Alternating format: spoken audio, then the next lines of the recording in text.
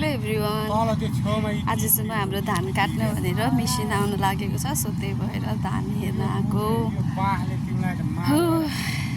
यो सबै हो यहाँ सबै यति धान कटाउनु हो आज हाम्रो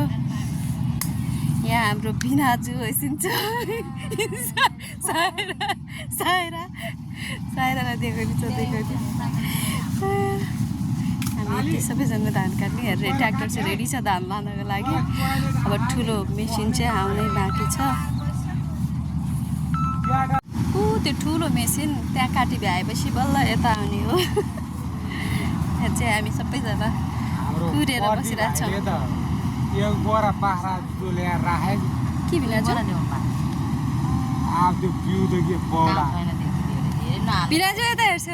हामी धान काट्न आयो धान काट्न आएर यी मङ्सिर लागेको छ मङ्सिर काको मङ्सिर अहिले असार भन्छ के थाहा बल्ल बल्ल मङ्सिरे धान काट्यो मङ्सिर अब ल हेर्नुहोस् है गाइज हेर्नुहोस् धान काटेको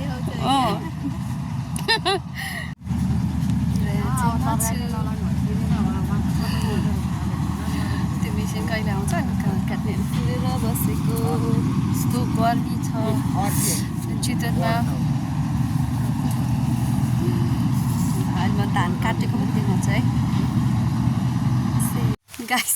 धान काट्ने मेसिन बिग्रिएर यता काट्दाको बिग्रिएर आज हाम्रो धान नकाट्ला जस्तो छ त्यो मान्छेको चाहिँ काटी भ्यायो मान्छेको चाहिँ धान काटेर भ्यायो पानी पर्यो धान बिजोग भए बिचरा धान काटेर भ्यायो यतापट्टि दिदीको गरामा चाहिँ काट्ने भनेर सुरु गरेको मेसिन नै बिग्रियो तर फेरि घाम पनि लागिरहेछ पानी पनि परिरहेछ बिजोग भयो यहाँ छोप्दैछ अब चाहिँ एउटै ट्र्याक्टरमा लाने भनेको दुईजनाको धान आज धान काट्ला जस्तो छैन हाम्रो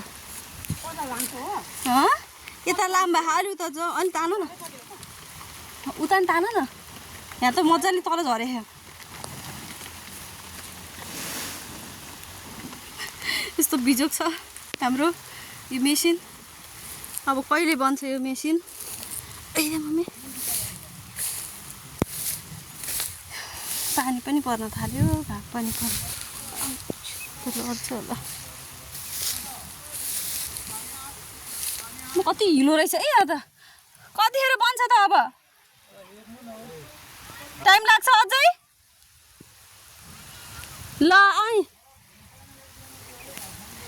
मेसिन बिग्रियो गाइज मेसिन बिग्रियो पानी कत्रो परेको तर देखिया छैन होला पानी परेको यस आयो क्या